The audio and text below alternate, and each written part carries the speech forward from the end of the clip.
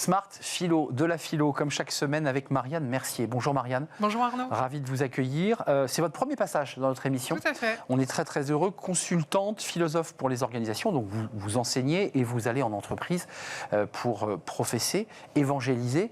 Vous avez choisi de parler aujourd'hui pour cette première chronique de ce conflit de valeurs intergénérationnel au bureau, avec vraiment point d'interrogation, c'est-à-dire que vous-même, vous vous interrogez. D'abord, la valeur, la notion de valeur, c'est quoi avant de commencer à évoquer l'idée qu'il y a un conflit, ce serait quoi cette notion de valeur ? Alors la notion de valeur, tout simplement, c'est ce qui vaut. Donc c'est ce à quoi on donne de l'importance. Ça vaut le coup de le rappeler, un petit peu ces bases-là. Donc les valeurs, on peut les distinguer les unes entre les autres. On peut essayer de faire des classifications pour y voir un peu plus clair. On peut mettre d'un côté les valeurs qu'on éprouve. Donc c'est les valeurs que nous, on va choisir pour donner du sens à notre action. Donc c'est vraiment nous qui, individuellement, allons décider. Moi, j'accorde de l'importance, par exemple, au respect, j'accorde de l'importance à l'autonomie. Ça, ce sont des choses qui comptent pour moi. Donc c'est ce que j'éprouve, moi. Ensuite, il y a les valeurs qui sont plus qu'on va mettre dans notre discours. Donc là, ce sont les valeurs qu'on va exprimer, qui pour autant ne sont pas moins importantes, parce que ce sont ces valeurs-là en organisation qui vont un petit peu donner la direction, un sens commun à l'ensemble du collectif. C'est la vision, en fait. Donc là, déjà, dans ces distinctions, on peut voir qu'il peut y avoir deux types de conflits qui vont émerger. Ah oui. À savoir que quand il y a un décalage entre ce qu'on éprouve, ce qu'on fait dans l'action et le discours de l'entreprise, place, bien sûr. Forcément, il peut y avoir une tension. Et aussi se dire, est-ce que vraiment l'entreprise a des valeurs qui vont être en correspondance avec les miennes ? Parce qu'en soi, toute entreprise a des valeurs. Aussi, ça c'est quelque chose, on se dit, une valeur c'est forcément quelque chose qui est altruiste, humaniste, etc. Non. La performance, c'est une valeur. Bien sûr. L'efficacité, c'est une valeur. Entreprise telle un être humain qui elle-même porte des valeurs. Le conflit peut émerger ou peut être vécu à l'intérieur de l'être humain puisqu'elle a des valeurs un peu silencieuses, non verbalisées, puisqu'on s'aperçoit que l'entreprise ne porte pas du tout les valeurs qu'on a en soi. Allons quand même à l'essentiel. Est-ce qu'il y a un conflit de génération, puisqu'on nous dit que les jeunes de cette génération Z portent d'énormes valeurs, le sens, le travail. Est-ce qu'on n'est pas en train d'exagérer un peu tout ça quand même ? Non. Enfin, est-ce qu'il y a une exagération à savoir, moi en tout cas, ce que je vois quand j'interviens en entreprise, c'est plutôt que toutes ces valeurs-là, fortes, ne sont pas portées spécifiquement par les jeunes. C'est plus là-dessus que je mettrais une nuance. Parce qu'en soi, la crise de sens, elle est générale. Enfin, on l'a tous ressenti avec le Covid, l'émergence des thèmes comme les blue shield jobs, etc. Donc pas besoin d'avoir 25 ans pour avoir des valeurs. Tout à fait. Heureusement. Donc ça veut dire que, pour tuer un peu le sujet, il y a bien une émergence de conflit de valeurs, mais qui n'est pas un conflit entre générations, mais qui est un conflit plus entre l'entreprise et ce que porte l'individu. On est bien d'accord ? Ce serait plutôt ça, effectivement. Les seniors, vous dites seniors, vous, en tant que philosophe, ou pas ?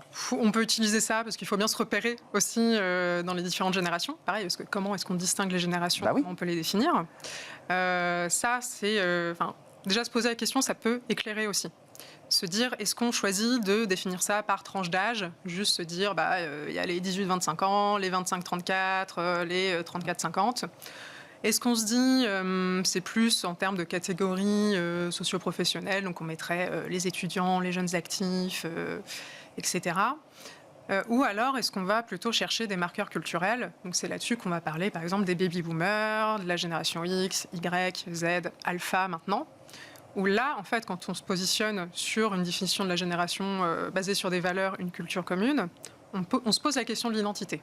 Mais j'étais resté sur la génération Z, vous m'éclairez. Donc il y a maintenant la génération Alpha. Oui, c'est la génération TikTok. Je prends un très gros coup de vieux.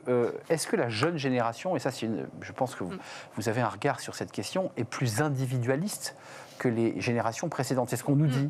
C'est ce qu'on nous dit.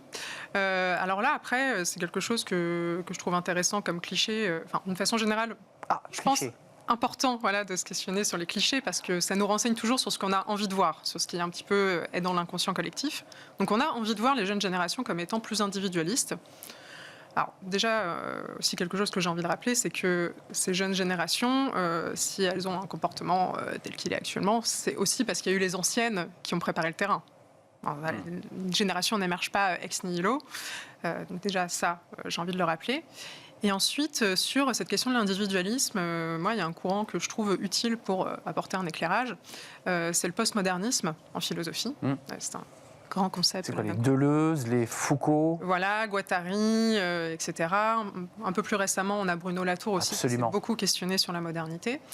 Mais le postmodernisme, en gros, ça nous permet d'envisager le fait qu'on est sorti de la modernité.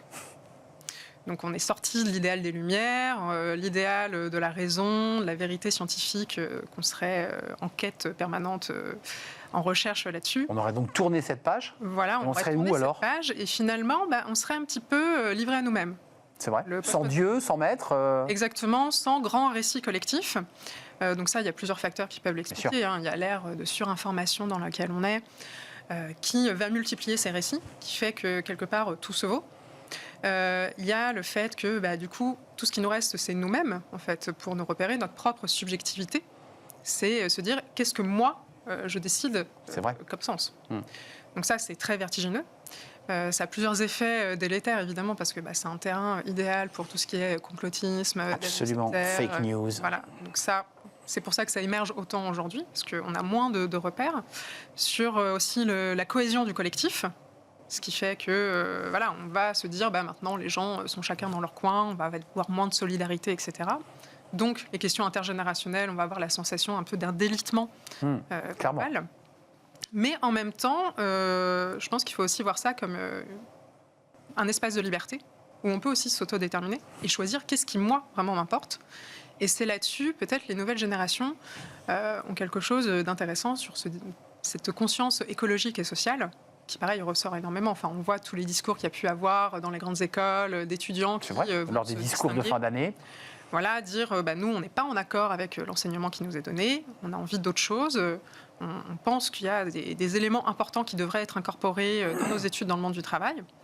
Donc, c'est aussi voir que cet individualisme, fondamentalement, c'est pas quelque chose qui va conduire nécessairement à juste se reposer sur le consumérisme, le statut social, etc. Merci Marianne Mercier. Il y a de l'optimisme dans ce que vous nous dites, parce qu'il y a souvent parfois beaucoup de pessimisme sur ces sujets de génération Z et alpha qui seraient perdus, et vous dites on peut réexplorer cet espace et se le réapproprier. Merci d'être venu nous rendre visite. J'ai envie de vous dire à très très bientôt.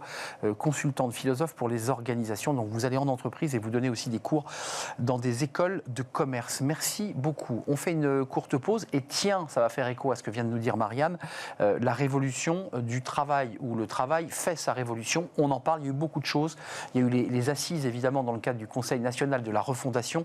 Et puis, on en parle aujourd'hui parce que le CESE s'est emparé, le Conseil économique, social et environnemental, s'est emparé de ce sujet. Une journée entière consacrée à cette révolution du sens aussi. On en parle avec nos invités, des experts. C'est juste après la pause et c'est le cercle RH.